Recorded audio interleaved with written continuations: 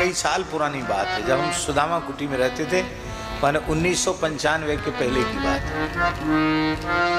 एक पागल के जैसे एक महानुभाव वहां पड़े रहते थे।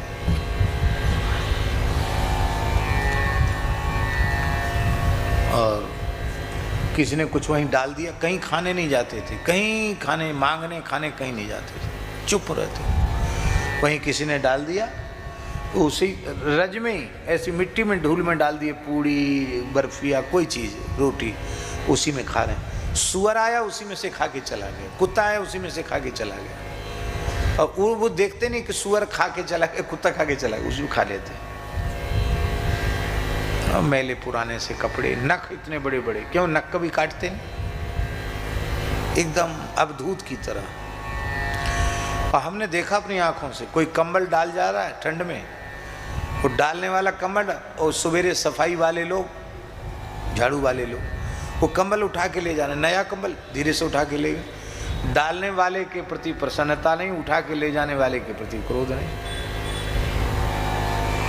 कोई रुपया पैसा डाले तो छूते नहीं उसको, डालने वाला डाल गया, उठाने वाले बच्चे, मोहल्ले के बच्चे उठा ले जाते, मल्लाहों के बच्चे उठा ले जाते। हम सोचते थे कि शायद ये पागल है। तो सुदामा कुटी में भक्तमाल की कथा चल रही थी, तो करमेती बाई जी का चरित्र चल रहा था, हम ही बोल रहे थे। तो माइक कुछ गड़बड़ हो गया बाहर वाला, तो उनको सुनाई नहीं पड़ा होगा, तो वो सुनने के लिए भीतर आ गए उठ के वहाँ से। और बाहर अब तो पुराना उसको विसर्जित करके नया मंदिर सुदामा कुटी में बन रहा है, ठाकुर जी का बड़े भव्य रूप में बन रहा है। तो बाहर में देखा होगा आपने पुराना जगमोहन, तो पुराने जगमोहन के बाहर एक कुइयाँ थी, वहाँ एक बरना की लता थी। तो बरना की लता के नीचे वो बैठ गए, सुनने लगे। अब वो जाली, सींकचे वाली जाली से हमारी नज़र पड़ी, मगर ये तो कथा सुनने यहाँ बैठे हैं। इस वक्त कथा सुनने बैठे, इसका मतलब है कि ये पागल तो नहीं, कथा में पागल क्यों आने लग गया। हम देखा कथा प्रेम से सुन रहे थे, और उसमें कोई प्रसंग आया, उसमें वो नीचे सिर करके एकदम आंसुओं की धार लग गई उनके। अब मेरी नज़र वैसे उधर ही जाए, मेरी नज़र, वो ध्यान उधर ही जाए बार बार। तो हमारे मन का भाव परिवर्तित हुआ कि ये पागल तो नहीं है, ये कोई संत ही है। तो सामने आमने पड़ते तो हम ऐसे सिर झुकाते उनको, मन ही मन, कुछ बातचीत नहीं। वो भी कभी ध्यान ऐसे बाह्य दशा में होते तो वो भी सिर झुका लेते। एक दिन खाक चौक दर्शन करके हम आ रहे थे, ठंड का समय था, शायद माघ या पूस का महीना होगा, बहुत जोर की ठंड थी, एकदम घना कोहरा। और रात्रि के 9 बजे इतना धुंध हो गया गोसाई जी कि बिल्कुल यहाँ से वहाँ तक का न दिखे। तो हम वहाँ खाक चौक से महाराज जी का दर्शन करके वहाँ से आए, तो मैंने देखा उसी पीपल के नीचे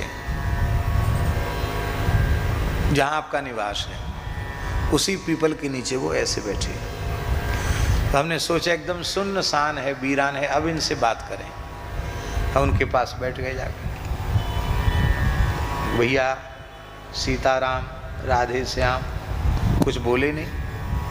मैं भैया सीताराम राधे श्याम, और देखा उस पहचान गए कि यही बाबा है, कथा सुनाता है। तो ऐसे सिर झुकाया, बोले कुछ नहीं, सिर झुकाया। हमने कि आप कहाँ से आए? तो बोले फर्रुखाबाद। क्या बोले? फर्रुखाबाद। हमने दूसरा प्रश्न उनसे किया कि किस जाति के हो? तो हमारे मन में यह था कि गंधेर से रहते हैं, और सुअर भी उसी में खा रहा, कुत्ता भी खा के चला जा रहा, वो खुद भी खा ले रहे हैं, जमीन में रज में पड़ी हुई वस्तु। मैंने कहा किस जाति के हो? बोला कान्य कुब्ज ब्राह्मण। अरे मन में आया कि हाँ देखने में तो लगता बड़े घर भले घर का लड़का है। कान्य कुब्ज ब्राह्मण, अच्छा कि कुछ पढ़े लिखे हो? बोला MSc। क्या बोला? MSc पढ़ा। अब हम तो जानते नहीं MSc क्या होता है, लेकिन कोई ऊंची पढ़ाई होती है MSc। बोले MSc पढ़े हुए, घरे पढ़ा हुआ भी। फिर मैंने पूछा कि आप इस तरह से क्यों रहते हैं? तो इतनी प्रश्न सुनकर रोने लग गया। बोला कन्हैया से मिलने के लिए। क्या कहा? कन्हैया से मिलने के लिए। साहब ने कहा कन्हैया मिल गए? बोले हाँ मिल गए। नित्य प्रति दरस श्याम श्यामा को नित्य यमुना जल पीतन। बोले कन्हैया मिल गए? बोले हाँ मिल गए। तो हमने फिर पूछा कैसे मिले? स्वप्न में मिले कि ध्यान में मिले कि प्रत्यक्ष मिले, कैसे मिले? तो उन्होंने उत्तर दिया जैसे आप आकर हमसे मिले हो ऐसे। फिर महाराज जी हमने फिर पूछा, एक बार मिले हैं? इतना सुनते ही वो बिलख बिलख कर रोने लगे और बोले नित्य दर्शन देते हैं, निरंतर दर्शन देते हैं। बस यही शब्द थे, नित्य दर्शन देते हैं, निरंतर दर्शन देते हैं। फूट फूट के रोने लगे एकदम बच्चे की तरह। और उन्होंने सिर नीचे रख के कहा मेरी प्रार्थना है, आप कथा सुनाते हैं इसलिए हमने आपने जो पूछा सो हमने आपको बता दिया, पर इस बात का किसी के सामने प्रकाश मत करना।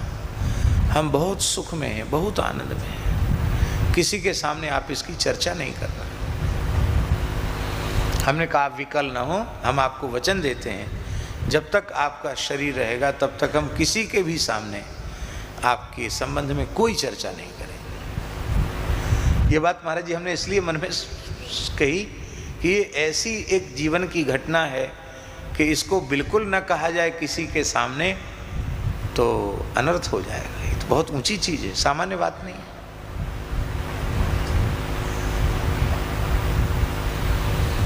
और ऐसी इस घटना के बाद फिर हमारी कभी उनसे बातचीत नहीं हुई। इस घटना के साल 2 साल तक हम उनको देखते रहे वहीं पड़े हुए, और ऐसे ही पता नहीं बीमार पड़े क्या हुआ, खाना पीना उन्होंने छोड़ दिया, कुछ नहीं खाते पीते वहीं पड़े रहते, और उसी पीपल के नीचे पड़े पड़े उन्होंने अपने प्राण विसर्जित कर दिए। रात को पधार गए होंगे, सुबह उठा के जैसे लोग कचरा फेंक आते हैं ऐसे जमुना जी विसर्जित कराए। शरीर में जिनकी अहमता ममता है उन्हीं के लिए बैकुंठी बनाओ, विमान बनाओ, बैंड बाजा बजाओ और अमुक करो तमुक करो।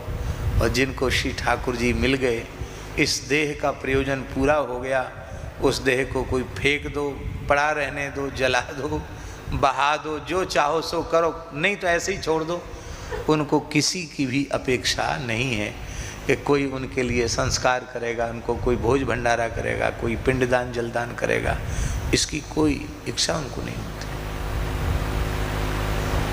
तब से हमारी दृष्टि बदल गई कि वृंदावन के पागल भी पागल नहीं है, ये भी पता नहीं कौन है, कोई पता नहीं। वृंदावन में सब कुछ दिव्य है तो वृंदावन के पागल भी सामान्य नहीं है।